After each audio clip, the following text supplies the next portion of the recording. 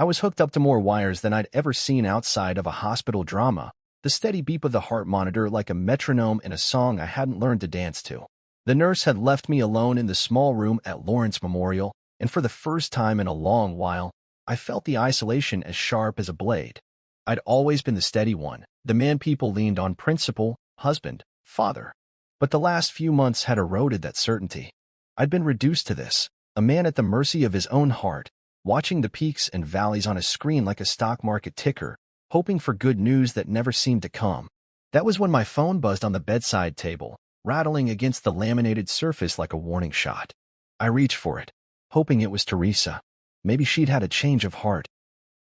Maybe she'd remembered the man she married, the one who put in overtime to buy Marley's dance shoes, the one who never missed a parent-teacher conference even when I was the one holding them. But when I saw Marley's name flashing on the screen, I knew it wouldn't be comfort. My heart sank, a dull ache that rivaled the pain in my chest. "Dad," she said, and even that one word was sharp, like she'd rehearsed it. "Mom's had it with you," she continued, voice trembling with anger, or maybe with the effort of keeping it steady. "She says you're always acting like you're dying. It's too much for her. For all of us." I couldn't even get a word in. I heard her breathing, quick and ragged, like she'd been holding this in for years. I wanted to say, "Marley, I'm not pretending. I'm scared." But she didn't give me the chance. She kept going, each word sharper than the last. "It's exhausting, Dad. She's blocking you for a while. We're blocking you. Just get some help or something." My throat felt like it was closing. A wave of heat rose in my chest, stronger than the arrhythmia that had sent me here in the first place. Then I heard it, the click of the line going dead. Silence. No goodbye, no I love you. Just click. I stared at the screen, my reflection faint and gray like a ghost staring back at me. I tried to swallow, but it felt like my throat was lined with sandpaper. The monitor's beeping grew louder, more insistent, as if mocking me. I pressed the call button with a trembling finger, not because I thought they'd bring me comfort, but because I didn't want to die alone. A nurse walked in. Angela, I think her name was, and her eyes softened when she saw my face. She didn't say anything. She didn't need to. She adjusted the blanket around my shoulders, tucking it in like a mother would. She offered me a quiet nod, a look of concern that felt like the only human connection I'd had in weeks. I couldn't find the words to thank her. My chest felt like it was on fire. Not from the arrhythmia, but from the betrayal. The finality of that call had hit me harder than the doctor's warnings ever could. Teresa, my wife of 35 years. The woman who had stood by my side at Marley's wedding, who had smiled at me from the passenger seat on long road trips, who had once said she couldn't imagine life without me. Now she couldn't imagine life with me. That's what Marley's voice had made so painfully clear. I thought of all the times I'd sat in the living room, my medical papers spread out like a map to a place no one wanted to visit. I tried to explain, to make them understand, that I wasn't exaggerating, that I wasn't trying to burden them. But in their eyes, I was a walking tragedy. A man who'd traded his fatherhood and husbandhood for a pity party I hadn't even wanted. Angela squeezed my hand gently, then left me alone. I could still feel the warmth of her touch as it faded, leaving behind only the cold, sterile room and the sharp scent of antiseptic. I stared at the ceiling, the harsh fluorescent lights casting an unforgiving glow on every flaw in the plaster, on every crack that reminded me how fragile everything was. I thought of Marley as a little girl, her hair in braids, her smile wide and fearless as she jumped into my arms after every school play. I thought of the nights Teresa and I had stayed up late, whispering dreams of retirement trips we'd never taken. I thought of every moment I'd given them, and how easily they'd decided I was no longer worth the effort. My chest burned with something deeper than arrhythmia, something that came from the part of me that still wanted to fight, even if I didn't know how. I clenched my jaw, trying to hold back tears that threatened to make me look weak. But what did that even mean anymore? I was already weak in their eyes. The strong, steady father, the solid principal, he was gone. Now I was the man in the hospital bed, the man with the beeping wires and the broken heart, and no one wanted to claim me. The monitor beeped again, steady this time, as if mocking me with its consistency. I thought of calling Marley back, of trying to make her see. But what would I even say? That I wasn't faking? That I needed them? No. The line had gone dead, and so had the hope that they'd show up with flowers and apologies. I felt the walls of the room closing in, the weight of silence pressing against my chest until I could barely breathe. I turned my head to the window. It was dark outside, the parking lot lights casting long shadows that crept across the linoleum floor. I wondered if Teresa was at home, curled up with a glass of wine, telling Marley how exhausting I was. I wondered if Marley believed her. I wondered if Marley had always believed her. The thought cut deeper than the arrhythmia ever could. I thought we were stronger than that. I thought love was enough. But now I knew. Love could be rewritten. Love could be blocked with the press of a button. Love could hang up on you when the monitor beeped, leaving you alone with the sound of your own dying heart. I clenched my fists, staring at the ceiling, and let the tears come. Not for them, but for me. For the man I'd been. For the man I'd lost. For the man I still wanted to be. And in that moment, I vowed that this wouldn't be the end of my story. They didn't come to the hospital. Not once. I watched the door every time the nurses made their rounds, half hoping to see Marley's face, to hear her voice say, "Hey, Dad, sorry we were so harsh." But the door never opened for them. The only ones who came were the nurses with their polite smiles, the phlebotomist who drew my blood with quiet efficiency, and the janitor who mopped the floor without ever looking at me. I tried to convince myself that maybe they were busy. Marley had the boys, Teresa had her own schedule. But even as I told myself those things, I felt the sting of the truth. They'd chosen not to come. And in that choice, they'd spoken volumes. The cardiac ablation procedure was supposed to fix things, or at least give me some time. But lying in that sterile room, I felt like a man who'd outlived his usefulness. The machine beeped steadily, counting every beat, a reminder of the fragility of the thing I'd once taken for granted. I was discharged on a gray Thursday morning, the sky matching my mood. I didn't even have a ride home. I called a cab. The driver barely looked at me when I slid into the back seat, my hospital bracelet still on my wrist, my discharge papers folded neatly in my pocket like a death certificate no one had come to claim. Home looked the same as it always had, white trim, brown door, the mailbox that still bore the lock name like a scar. I tried to tell myself that was proof I still belonged here, but it felt like a lie even as I walked up the driveway. The garden had weeds poking through the soil, Teresa's rose bushes limp and neglected. The key turned in the lock like it had done 1,000 times before, but the house felt cold, like it was holding its breath, waiting to see who I was now. Mr. Denon was the only one who noticed I'd come home. He was shuffling down the sidewalk, his cane tapping a rhythm that matched the beat of my heart. "Hey, Ray," he called out, his voice raspy but strong. "Need a hand with that bag?" I hesitated. Pride told me to wave him off, but loneliness won out. "Thanks, Denton," I said. He took the bag from my hand, light as it was, and carried it to the door like it was the most important job in the world. Inside, the air was thick with the scent of old coffee and the faintest trace of Teresa's perfume. I stood in the entryway, the silence pressing against my ears. I wanted to call Marley, to hear her voice even if it was angry, but I didn't. Instead, I pulled out my phone and opened Facebook. Marley's profile was public enough that I didn't need to be logged in to see it. The first photo hit me like a punch to the chest. Marley, Wyatt, and the twins, all bundled up in ski jackets, grinning like the world was perfect. Teresa was there too, her smile polished and effortless. They were on the slopes, snow-capped mountains in the background, eyes bright with adventure. I'd spent that same day in a hospital bed, wires strapped to my chest, the steady beep-beep-beep of the monitor my only company. I scrolled through the photos, Jonah and Milo holding snowballs, Wyatt with his arm around Marley, Teresa with her hand on Marley's shoulder. They looked like a Christmas card, a perfect family frozen in time. And me? I wasn't even a footnote. I set the phone down, my hand trembling. I wanted to be angry, but all I felt was the weight of being forgotten. Like I'd been written out of their story. I sank onto the couch, the cushions too soft, the silence too loud. I tried to remember the last time we'd all been together, Thanksgiving, maybe? The twins had been playing with the toy trains I'd bought them. Marley had been on her phone, and Teresa had been talking about her new yoga studio. I tried to join in, but every word I said felt like an interruption. Teresa had given me that look, the one that said, "Please don't embarrass me." And Marley had laughed at something on her phone, and I'd felt like a ghost even then. Mr. Denton knocked on the door later, carrying a small loaf of bread. "Figured you might need a little something," he said. I took it from him, the warmth of it a comfort I hadn't expected.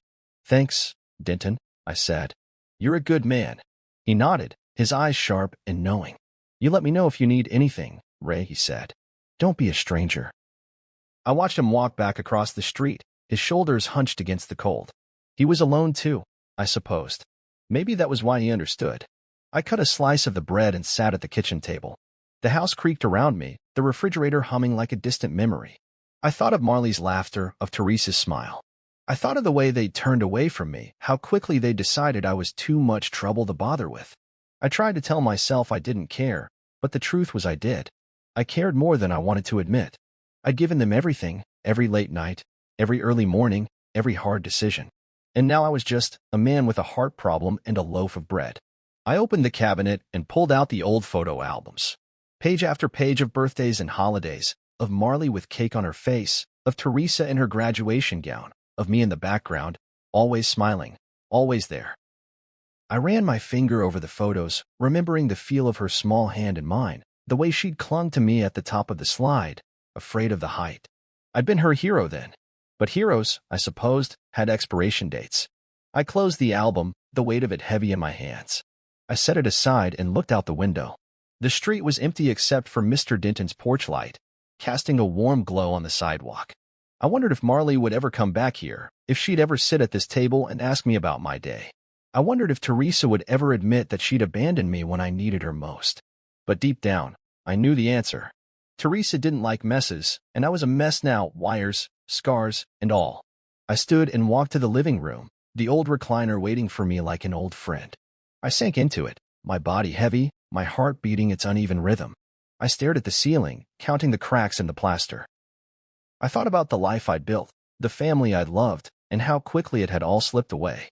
I thought about the beeping of the hospital monitor, the sound of Marley's voice sharp and unforgiving, the click of the line going dead.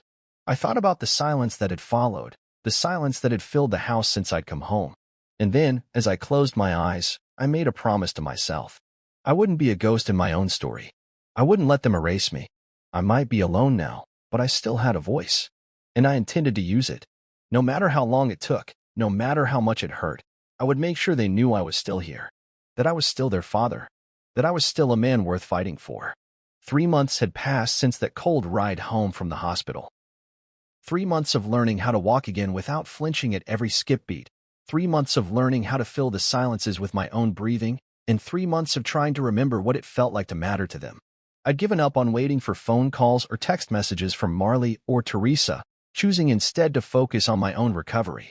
My body was healing, but my spirit felt like a field after the harvest, stripped and raw. Then came the knock at the door. It was a sound that had once meant welcome, now carrying the echo of old, bitter memories. I had been in the kitchen, stirring instant coffee, the only kind that seemed worth the effort these days. I still reached for 2 mugs out of habit, and then I'd catch myself and set the second one back in the cupboard. It's strange how muscle memory lingers, how even after betrayal, your hands still try to prepare for someone else's presence. When I heard the knock, my heart stuttered, and I almost dropped the mug. For a second, I thought it might be Mr. Denton again, dropping off another loaf of bread or sharing a story from his Navy days. But when I glanced through the peephole, I saw Marley's face, pie in her hands like an olive branch. Teresa stood behind her, arms folded across her chest like a shield. In the driveway, I could just make out the shape of the twins, heads bent over a tablet in the back seat. They hadn't even bothered to come up to the door. I paused, my hand resting on the doorknob, the echo of every apology I'd rehearsed and every accusation I'd wanted to throw. I felt a wave of longing for the days when Marley's visits were spontaneous, filled with laughter and inside jokes. But those days felt like they belonged to another life, a life where I was the hero, not the villain. I cracked the door just enough to see their faces. Marley's eyes were a mix of guilt and determination, a cocktail I'd learned to recognize from her teenage years.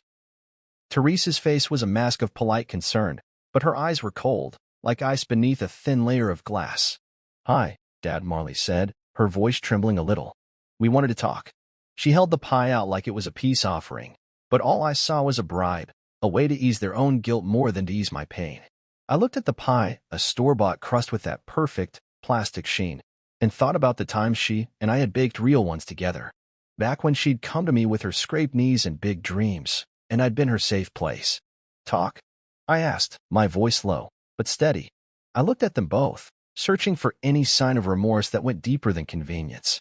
Teresa shifted her weight like she was bored, like the conversation was already an inconvenience. I couldn't help but notice the way she glanced at her watch, at the car, anywhere but at me. Marley nodded, the pie trembling in her hands. "We wanted to." to see how you were doing. Maybe talk about everything." Her voice faded, and she swallowed hard. I could see the conflict in her eyes, the pull between loyalty to her mother and the memory of the father who had taught her how to ride a bike. I took a deep breath, feeling the weight of every day I'd spent alone in that house. Every night I'd sat in the recliner listening to the hum of the refrigerator and the echo of the silence they'd left behind. "You went skiing," I said, the words coming out more measured than I felt. I could see the confusion on Marley's face. "I lay in a hospital bed, wondering if I'd make it." "And you went skiing." The words landed between us like a gavel, final and undeniable. Teresa's eyes rolled, a practice move that I'd seen too many times. "Let's not start with the guilt trip," she snapped, her voice sharp. She stepped forward, but I didn't move. I'd spent too many years stepping aside for her. "We came here to," she started, but I held up a hand. "To what?" I interrupted. My voice was calm, but my heart was pounding so hard I thought it might set off the monitor that still blinked in the living room. To smooth things over? To pretend it didn't happen? To tell me that my feelings don't matter because they make things messy? I shook my head slowly. "No, not today." Marley's lip trembled, and she looked down at the pie like it might give her the answers she couldn't find in her mother's eyes. "Dad," she started, but she didn't finish. She didn't have to. I could see it all in her face, the guilt, the shame, the helplessness that came from trying to live in two worlds at once. She was torn, and for the first time, I realized that maybe, just maybe, she hadn't chosen this path as freely as I'd believed. I looked at her, really looked at her, and saw the little girl who had once needed me to chase away the monsters under her bed. The woman who now needed me to chase away the ones that lived in her own head. I softened, but I didn't let go of the truth. "Marley," I said, my voice quiet but firm, "I love you. I always will. But I can't pretend that what you and your mother didn't hurt. I can't pretend that I didn't lie in that hospital bed and wonder why no one came." She blinked, tears forming, but Teresa's face hardened even more. "We did what we had to do," she said, her voice cold. "We couldn't handle your dramatics.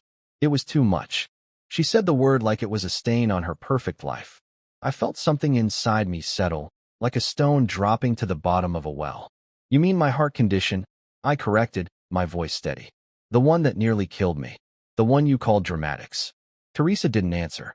She just glared, arms still folded like a fortress. I exhaled slowly. "Well," I said, feeling the strength come back to my spine, "I'm done performing for you. I'm done pretending that I'm the villain in your story. You wrote me out. You replaced me with ski trips and parties and Facebook photos. And now you want to rewrite the ending. But I'm not giving you that chance." Marley sobbed, the tears running down her cheeks as she set the pie on the porch step. "Dad, please," she whispered, but Teresa grabbed her arm. "We're leaving," she hissed, pulling Marley toward the car. I didn't yell. I didn't beg. I just watched them walk away, the car door slamming like a period on a sentence I hadn't finished. I watched them drive off, the car disappearing down the street like a bad memory, finally fading. I felt a weight lift from my chest, even as my heart ached. No more hoping, no more waiting. Just me, standing in the doorway of my own life, refusing to be erased. I didn't yell. I didn't beg. I just watched them walk away, the car door slamming like a period on a sentence I hadn't finished. I watched them drive off, the car disappearing down the street like a bad memory finally fading. I felt a weight lift from my chest, even as my heart ached. No more hoping. No more waiting. Just me, standing in the doorway of my own life, refusing to be erased. I didn't even know Ellen Holt was still around until her message landed in my inbox like a bomb. I was scrolling through old emails one evening, half out of habit, half out of desperation to find something that felt like connection, when her name appeared. Ellen had always been the more outspoken of Teresa's sisters, the one who laughed too loud at holidays and drank too much at family parties. I'd always liked her honesty, even when it made people uncomfortable. But after Teresa started building her fortress of image and social standing, Ellen drifted away, or maybe she'd been pushed out. Either way, she'd been a ghost for years. The subject line of her email stopped me cold. "You need to know." My finger hovered over the trackpad, my heart skipping like a broken record. I opened it, and her words jumped off the screen, bright and sharp against the dark. "Ray," it began, and I could almost hear her voice, low and urgent, like she'd finally found the courage to say what she'd been holding in. "I thought you should know. Teresa's been telling people you're faking your heart problems for sympathy. That you manipulate Marley. Not all of us believe her. I'm sorry it took me this long to say something. I read it again and again, the words carving themselves into my chest. Faking my heart problems? Manipulating Marley? The monitor beeping in the hospital, the scars from the ablation, the daily medication. I could feel the reality of those things as vividly as I could feel the weight of Teresa's betrayal. I leaned back in my chair, the old wood creaking under me like a warning. I thought about all the times Teresa had smiled at me, that polished, rehearsed smile she used to convince everyone, neighbors, friends, even Marley, that I was too fragile, too dramatic, too much. I believed her, too. That was the worst part. I'd started to believe that maybe I was the problem. I stood up, the house suddenly too small for the rage boiling in my chest. I walked to the living room and grabbed my discharge papers from the hospital, the ones I'd kept in a manila folder on the coffee table. I pulled out the photos from the hospital bed, the wires, the monitors, the lines that snaked around my arms like a reminder of how close I'd come to dying. I spread them out on the table, a silent testament to my truth. I ran my finger over the scar on my chest, the one that still itched on humid days, the one that reminded me every time I saw it in the mirror that this wasn't a story I'd invented. Then I thought of Marley, my daughter. The girl who'd once held my hand at the fair, sticky with cotton candy, trusting me to keep her safe. Now she'd become a pawn in Teresa's game, a woman who'd been taught to see me as a burden, a liar, a man whose suffering was too inconvenient to acknowledge. I wondered if she believed Teresa's lies or if she'd just given up fighting them. Either way, it hurt like hell. I sat down at the table, the documents scattered around me like a battlefield. I thought about all the times I'd stayed silent, all the times I'd let Teresa's voice drown out my own. I thought about the way she'd hung up on me at the hospital, how Marley's voice had been sharp and accusing, how I'd let that silence fill the house like a poison. I'd let them write my story for me, and I believed every word. But not anymore. I pulled my phone out of my pocket and opened the voice memos. I hit record, my hand steady for the first time in months. This is Raymond Locke. I began, my voice strong. Today, I learned that my wife has been telling people that I faked my heart problems, that I'm manipulative, that I've been using my illness to control our daughter. I paused, feeling the anger settle into something quieter, something sharper. I have medical records. I have the scar. I have the memories of lying in that hospital bed, alone, wondering if anyone would show up. I'm done letting them erase me. I'm done letting them control the narrative. I am not a liar. I am not a manipulator. I am a man who survived. And I will not be silenced. I hit stop and saved the file. My hands were trembling, but I felt lighter somehow, like I'd finally taken the first swing at the wall Teresa had built around my life. I thought of Ellen, her message a crack in that wall, and I wondered how many other cracks there might be, hidden in the places Teresa had never looked. I pulled up my contacts and scrolled to Ellen's number. It had been years since we'd spoken, but I called her anyway. She answered on the second ring, her voice surprised but warm. Ray? Oh God, I'm so glad you called. I wasn't sure you'd even want to talk to me. I closed my eyes, the sound of her voice like a lifeline. I'm glad you reached out, I said. I don't know who else would have had the guts to tell me the truth. She sighed, and I could hear the weight of it in her voice. I should have said something sooner, she admitted. But you know Teresa, she always knows how to make people doubt themselves. I nodded, even though she couldn't see me. Yeah, I said quietly. She's good at that. We talked for an hour, her voice steady and honest. She told me things I'd suspected but hadn't been able to prove, that Teresa had been playing both sides, telling Marley one thing and everyone else another, that she'd built a narrative where I was the bad guy, the weak link, the burden. Ellen was sorry for her silence, but she wasn't silent anymore. Neither was I. After we hung up, I gathered the papers and photos into a single folder and labeled it The Truth. I tucked it into my desk drawer, the one that had always held the important things, Marley's report cards, Teresa's anniversary cards, the mortgage papers I'd signed when we bought this house. Now it held something even more important, the proof that I wasn't who they said I was. I looked around the room, the quiet settling around me like a promise. I wasn't the man I'd been 3 months ago.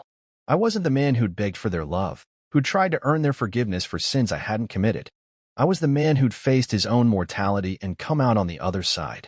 The man who knew the truth, even if they didn't want to hear it. The house felt different that night, like it had taken a deep breath. I felt it too, a slow exhale of all the pain I'd been holding. The scar on my chest still ached, but it felt less like a wound and more like a badge, a reminder that I'd survived. That I was still here. That my story wasn't over just because they'd tried to write the ending without me. I thought of Ellen's words, "Not all of us believe her," and felt a flicker of hope in the darkness. Maybe that was enough for now. Maybe that was the beginning of something new. I didn't bother writing a letter to Marley or Teresa. I didn't think they'd read it, and even if they did, they'd dismiss it as one more pathetic attempt at manipulation. They'd made it clear that my pain was inconvenient, that my heart condition was a performance designed to derail their plans. But I wasn't a liar, and I wasn't a ghost.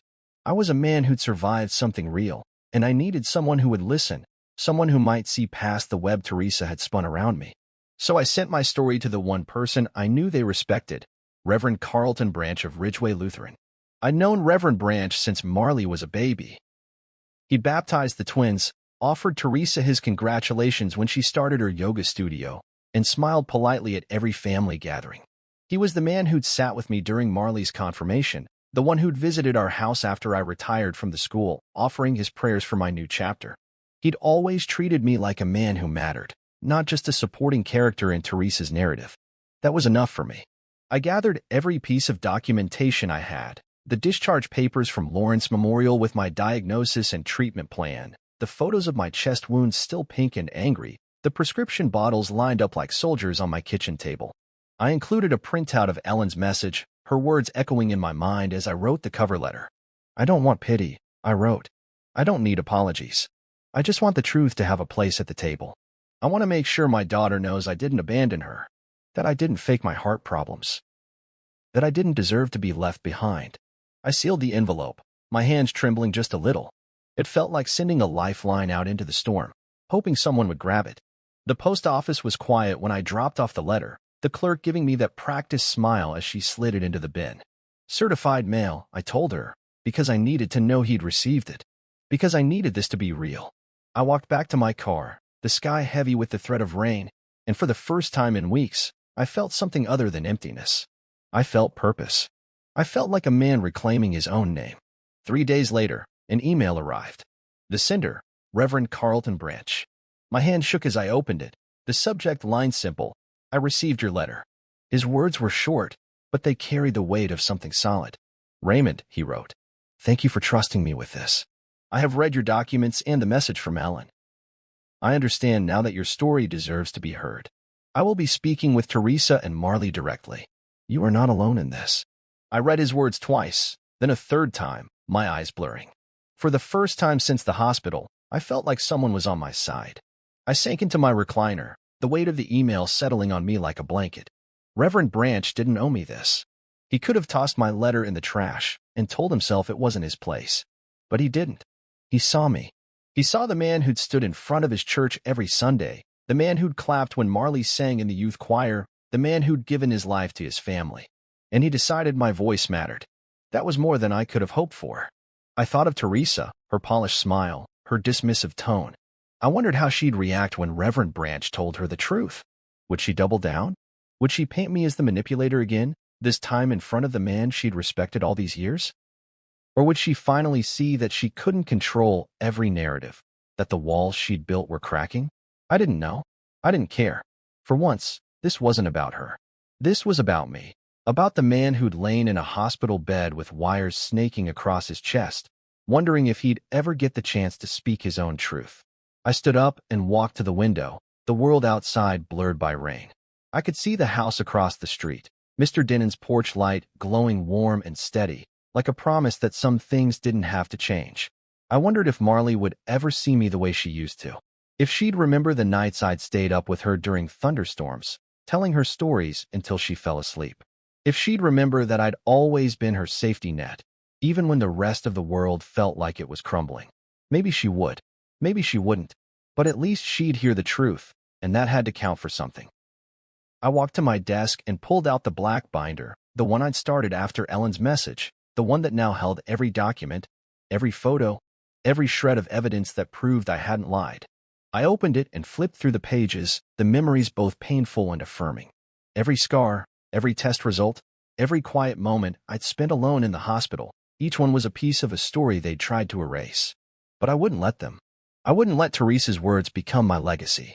The rain tapped against the window like a gentle knock, and I thought about the man I'd been 3 months ago, the man who'd waited by the phone, hoping for a call that never came, the man who believed he was too small to fight back. That man was gone. In his place stood a man who understood the value of his own story, who knew that the truth mattered even if it made people uncomfortable. I wouldn't apologize for surviving. I wouldn't apologize for loving my daughter. I wouldn't apologize for being human. As I sat back down, I thought about Reverend Branch's promise. I will be speaking with them directly. I could imagine the conversation already, Teresa's voice sharp and defensive, Marley's confusion and hurt. But maybe, just maybe, this was the crack in the wall I needed. Maybe this was the start of something new. I didn't need them to fall at my feet and beg for forgiveness. I just needed them to see me. To see the man who'd always been there, even when it hurt. To see the man who'd never stopped fighting for them, even when they'd stopped fighting for me. The rain picked up, drumming a steady beat against the roof, a rhythm that felt like a heartbeat. My heartbeat. I let the sound wash over me, a reminder that I was still here, still alive, still fighting. I picked up my phone and dialed Ellen's number. She answered on the second ring, her voice warm and strong. "Ray, I'm so glad you called," she said. "I've been thinking about you every day." I smiled, the first real smile in weeks. "Thank you, Ellen," I said, "for telling me the truth. For being brave enough to stand up for me when no one else would." She paused, her voice softening. "You've always deserved that, Ray. Don't let them make you think otherwise." I hung up feeling lighter, the rain outside a symphony of second chances. For the first time in a long time, I felt like I was exactly where I needed to be. Not in the shadows. Not in the background. But right here, in the center of my own story. And I wasn't afraid anymore. They showed up again, this time with Reverend Carlton in tow. It was a Sunday afternoon, the kind of day when the sun filters through the kitchen window, and you can almost pretend everything's fine.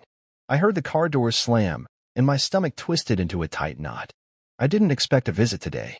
But the knock at the door was firm, almost rehearsed, like a conversation they'd all agreed on before getting out of the car. I looked through the peephole and saw Marley's flushed face.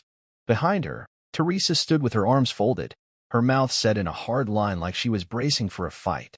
Reverend Carlton stood between them, his calm presence a thin bridge between the world I'd known and the world I'd been left behind in. I opened the door slowly, the smell of Sunday dinner still clinging to my kitchen. Marley was the first to speak. "Dad, can we come in?" Her voice was hesitant, but there was a tremble there too, a crack in the armor she'd been wearing since the hospital. I stepped aside without a word, motioning them into the living room. The air felt heavy, like it was holding its breath.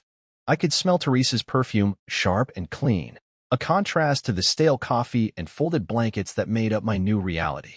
Reverend Carlton sat down first, folding his hands in his lap like he'd done 1,000 times at church meetings. He looked at me with those kind eyes, the ones that had baptized Marley and the twins, the ones that had always made me feel seen. "Raymond," he said gently, "I've read everything you sent me. I've seen your medical papers, your photos, the message from Ellen. I understand now that there's been a lot of pain here that hasn't been addressed." He paused, looking between me and Teresa. "I think it's time we talk about that pain together." Teresa crossed her arms tighter, her nails painted a bright, defensive red.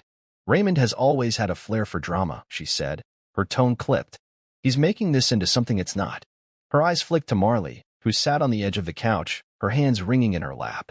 Marley's eyes met mine for the first time in months, and for a brief second, I saw the little girl who used to run to me with scraped knees, needing my arms around her. Now, she looked lost, caught between the mother who taught her to see me as a burden and the father who'd loved her more than life itself. I leaned forward, my elbows resting on my knees. My heart was beating steady, stronger than it had in months. "I was hooked up to wires when you hung up on me," I said, my voice calm but unshakable. I lay in that hospital bed with no one to hold my hand, no one to tell me I wasn't alone. "And you," I looked at Teresa, "you took Marley on a ski trip and told her I was faking it. You rewrote the story so you wouldn't have to feel guilty." I let the words hang there, the silence between us growing thick and heavy. Marley started to cry, her tears slipping down her cheeks. "Dad, I didn't know," she whispered. Her voice cracked, and I could hear the pain there, the shame, the guilt that had been building for too long. "Mom said you were exaggerating, that it was all for attention." Her voice trailed off, and she looked at Teresa, her eyes searching for answers that would never come. Teresa scoffed, her eyes hard as steel. You had no right bringing outsiders into family business, she spat, her voice venomous. This was supposed to stay between us. Her words burned, but Reverend Carlton didn't flinch. He turned to her, his voice steady, unwavering. Teresa, he said, his voice gentle but firm, when family becomes cruelty, outside voices are necessary. His words hit the room like a hammer, breaking through the fog of blame and denial. Raymond deserves to be heard. He deserves to have his truth recognized. Teresa's face turned red, her eyes narrowing as she looked at him. You're taking his side, she snapped, her voice sharp enough to cut glass. You're supposed to be neutral. Reverend Carlton didn't waver. I'm taking the side of the truth, he said, his eyes locked on hers. And the truth is that Raymond's pain was dismissed. His illness was minimized. And that is not the way we treat family. The silence that followed was like a dam breaking. Marley let out a sob, her head in her hands. Teresa stood, her face twisted in anger. I won't be part of this, she hissed, grabbing her purse from the coffee table. She stormed out of the room, her heels clicking on the hardwood floor like the ticking of a clock counting down to the end of something. The door slammed behind her, the sound echoing through the house like a final sentence. Marley stayed, her tears falling freely now. Reverend Carlton reached out, his hand on her shoulder, comforting. Marley, he said gently, your father needs you to see him. Not the stories you've been told, but the man he is. She looked at me then, really looked at me, her eyes full of regret and something that felt like hope. Dad, she whispered, I'm sorry. Her voice trembled, but in that trembling, I heard the beginning of something real. A bridge that might one day span the chasm Teresa had dug between us. I reached for her hand, my own trembling with the weight of the moment. It's okay, sweetheart, I said, my voice low. We've got time to figure it out. She nodded, and for the first time in months, I felt the warmth of her hand in mine. Reverend Carlton sat back, a small smile on his face. This is a beginning, he said softly. A chance to rebuild. I nodded, the tears stinging my eyes. Yeah, I whispered. A beginning. And as I looked at Marley, I knew that no matter what happened next, I wasn't alone anymore. I wasn't a ghost in my own life. I was here, and I was still fighting. The next morning dawned gray and heavy with the promise of rain. I woke with the weight of yesterday still pressing on my chest, but it was a different kind of pressure, not the arrhythmia, not the isolation, but the anticipation of finally reclaiming my life. I made myself a pot of coffee, the aroma filling the kitchen like a small comfort. As I poured the first cup, my eyes landed on the binder sitting on the table, the one that had become my shield against the lies they'd spun. I reached for it with a steady hand, flipping through the pages, medical records, hospital photos, Ellen's message, every voicemail that still felt like a punch to the gut. I'd labeled it in thick black marker, black binder. It was my truth, evidence that I hadn't just imagined the pain they'd caused me. A knock at the door pulled me from my thoughts. I wasn't expecting anyone, certainly not Marley or Teresa after yesterday's confrontation, but when I opened it, I found Carly from my old teaching days. She'd moved away years ago, but somehow word had reached her that I was in a fight I hadn't asked for. She stood there, hair damp from the drizzle, holding a tattered manila envelope. Ray, she said, her voice trembling just enough to make me nervous. I thought you should see this. She pushed the envelope into my hands, and I felt the weight of it, too heavy for a simple letter, too urgent for small talk. She didn't stay long, just enough to press my hand and say, you deserve to know the whole story. Then she turned and left, her coat catching in the wind like a memory. I closed the door and carried the envelope to the kitchen table. I hesitated, my breath caught in my chest. I wasn't sure I wanted to open it, wasn't sure I wanted more proof of the darkness that had been creeping into my life. But I promised myself I wouldn't hide anymore. I slid my finger under the flap and pulled out a stack of printed messages. My heart sank as I started reading. Jessica, that's what Teresa used to call herself back in college, had been planning something bigger than I'd feared. Messages between her and an attorney, copies of text threads, even screenshots of conversations with Marley that twisted my words into weapons. And at the bottom of the pile, the real bombshell. Teresa had been threatening to file for full custody of the twins if Marley and Wyatt ever split. She'd painted me as mentally unstable, unfit to be near the boys. My own grandsons. I felt the betrayal like a knife in my chest. I pushed the stack aside and stood up, pacing the kitchen. The rain had begun in earnest now, tapping against the window like an accusation. I tried to steady my breathing, but the panic clawed at the edges of my thoughts. How could she do that? How could she twist everything I'd ever done?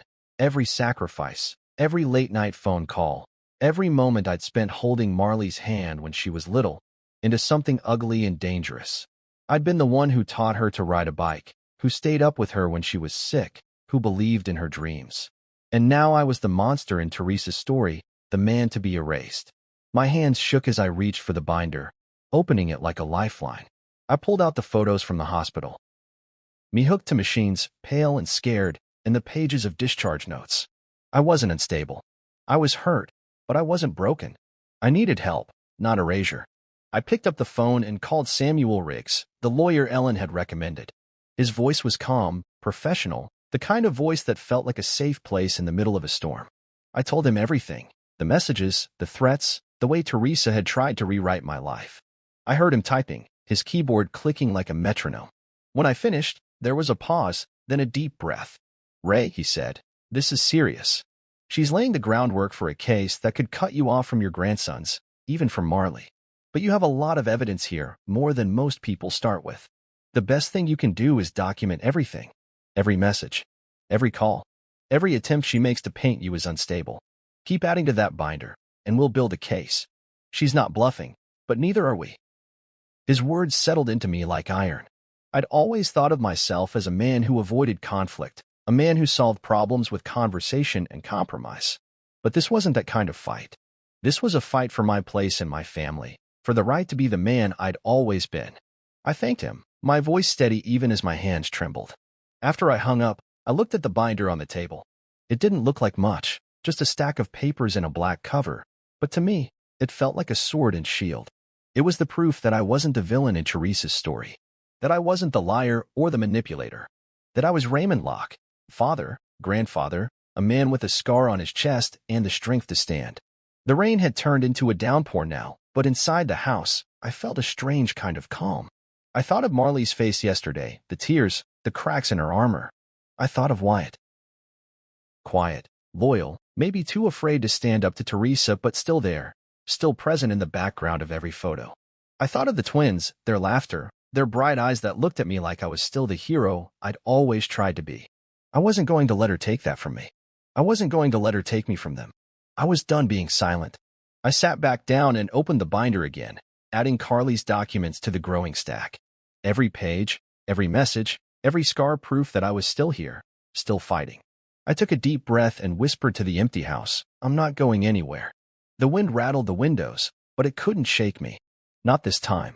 When the formal letter arrived, it didn't come with a knock at the door or a neighbor's sympathetic smile. It came in the mail, a thick envelope with my name scrawled across the front in stark black ink. I recognized the handwriting immediately. Teresa's lawyer, the one who'd been working overtime to help her craft her own reality. I could practically feel his smirk through the paper, like he'd known exactly how this would land.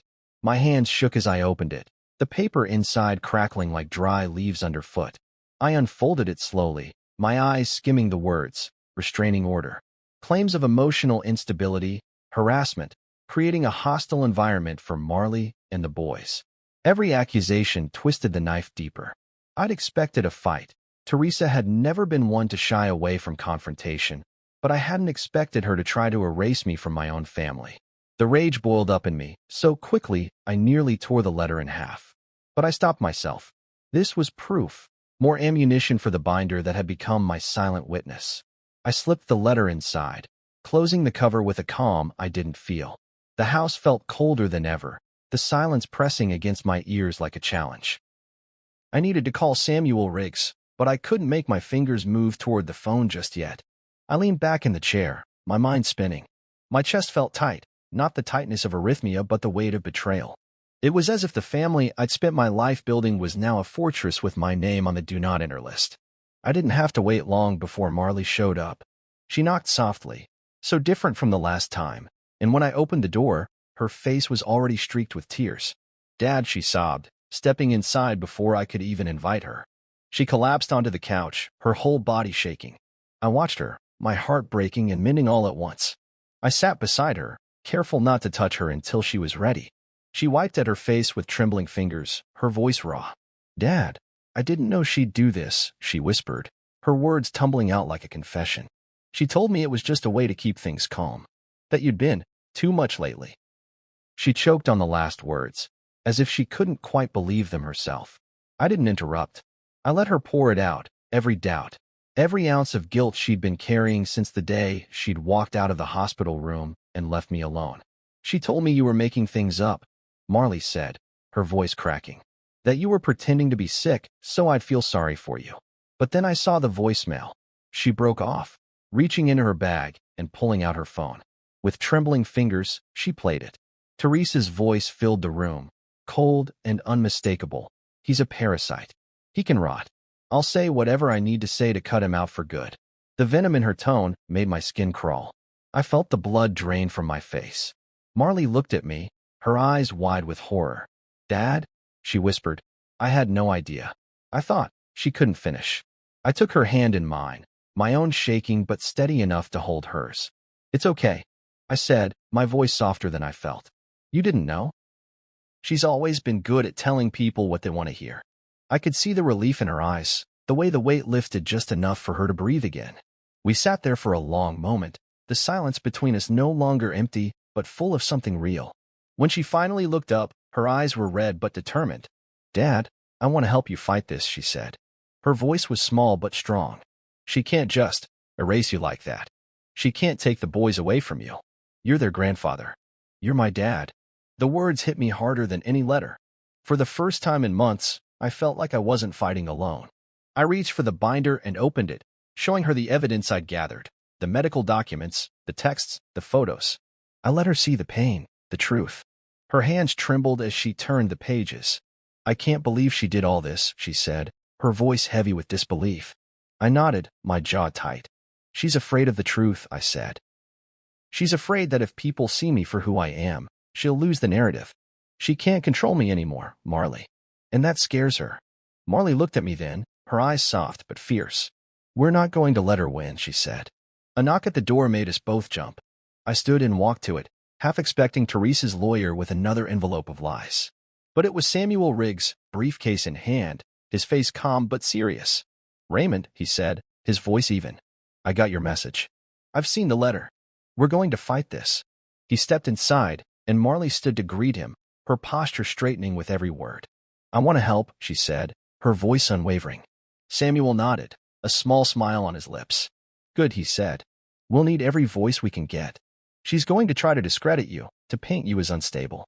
But this," he gestured to the binder, "this is our shield." And that voicemail, he paused, his eyes on Marley. "That's the sword that's going to cut through her lies." We sat down together, the three of us, and laid out the plan. Samuel explained every step, filing a response, gathering more evidence, preparing to face her in court if necessary. Marley took notes, her face a mask of determination. I watched her, the girl I'd raised, the woman who'd found her voice. I felt a swell of pride, a warmth that filled the cracks Teresa had tried to carve into me. By the time Samuel left, the rain had stopped. The sky outside was clearing, the first hint of sunlight breaking through the clouds. Marley stood in the doorway, her hand in mine. "Dad," she said softly, "I'm sorry it took me this long to see the truth." I squeezed her hand, my heart full. "It's not about how long it took," I said. "It's about the fact that you're here now." She nodded, her eyes shining. "We're going to fix this," she said. And for the first time in what felt like a lifetime, I believed her.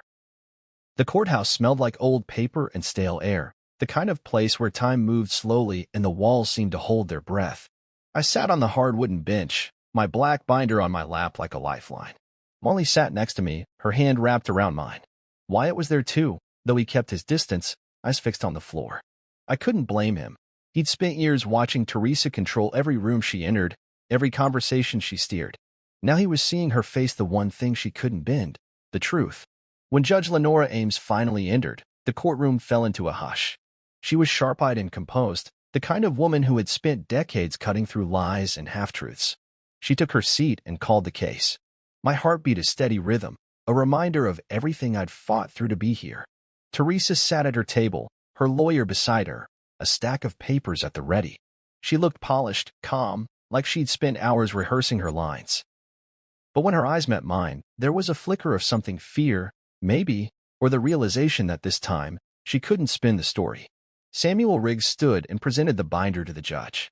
Your Honor, my client has been painted as mentally unstable and manipulative. The evidence shows otherwise. He laid out the documents, the medical records, the photos, Ellen's message. And then, with a quiet confidence, he played the voicemail. Teresa's voice filled the room, cold and vicious. He's a parasite. He can rot. I'll say whatever I need to say to cut him out for good. The words hung in the air, heavy and damning. Teresa's face went pale, her composure cracking for the first time. Marley's hand gripped mine tighter, tears slipping down her cheeks.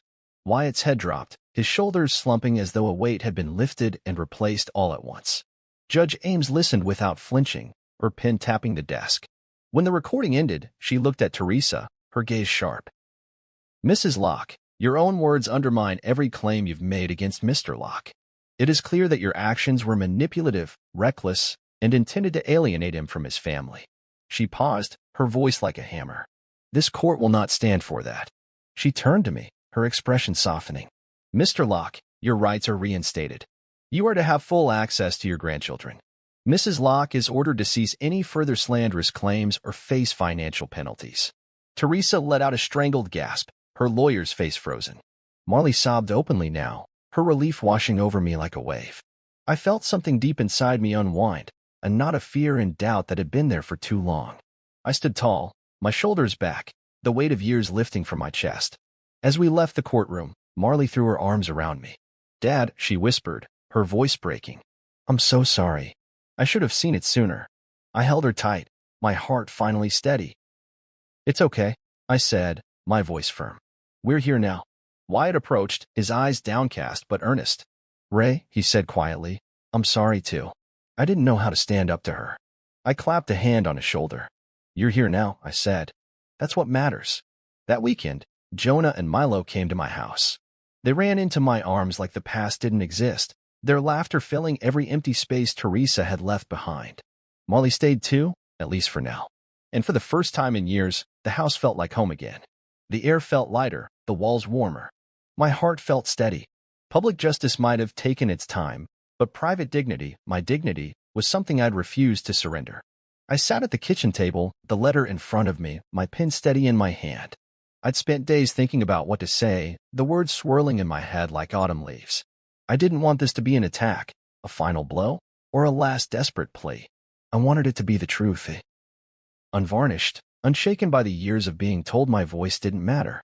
So I wrote it, slow and deliberate, each word carving out a piece of the pain I'd carried for so long. Teresa, I began, and the pen trembled just a little in my grip.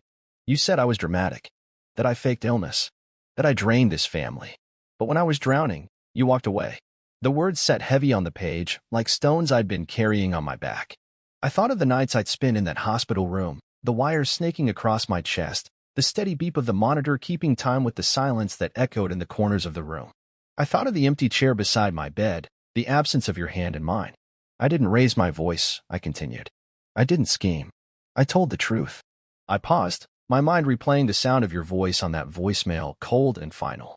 He's a parasite. He can rot. I let the memory settle, not pushing it away this time. It had its place here, in the letter, in the record of who we'd been and who we'd become. And I watched the house you build on lies fall on your own head. I wrote, the finality of it landing like a period at the end of a sentence I'd spent years trying to write. I didn't know if you'd read it. I didn't know if it would matter to you, if it would reach the part of you that used to laugh at my jokes, that used to hold my hand in the dark. But that wasn't why I wrote it. I wrote it because I needed it to be said. I needed to set it down and let it go. I folded the letter and sealed it in an envelope, the final act in a story I hadn't chosen but had lived nonetheless. I didn't rush to the mailbox. I let it sit on the table for a while, my coffee growing cold beside it. I looked around the kitchen, the worn cabinets, the faded curtains, the photos on the fridge of Marley and the boys. It wasn't much, but it was mine. It was real, and it was enough. Outside, the wind rattled the windows, a reminder that the world kept moving even when my own had felt stuck. I didn't need Teresa's apology. I didn't need her to come crawling back with tears in her eyes. I didn't even need her to understand. I needed to close the door on that chapter of my life, to let the silence that followed be my peace rather than my punishment. I stood and slipped on my coat, the letter in my hand. As I opened the front door, the sun broke through the clouds, its light spilling onto the porch like a blessing. I dropped the letter into the mailbox and let the door close behind me. I didn't look back. Inside, the house was quiet, but not empty. Marley's laughter still lingered in the walls, the sound of the twins' footsteps echoing in the hall. I thought of the judge's ruling, of Reverend Carlton's steady voice, of Samuel Riggs' confidence. I thought of the way Marley had held my hand, the way Wyatt had nodded to me like a man making amends. I thought of the look on Teresa's face in the courtroom, the first time I'd seen her mask slip, the first time I'd seen her truly afraid. I didn't chase her anymore. I didn't chase anyone who saw me as a burden. I stopped explaining. I stopped proving. I stopped trying to fit into a story that had no place for me. And for the first time in a long time, the quiet didn't feel like loneliness. It felt like freedom.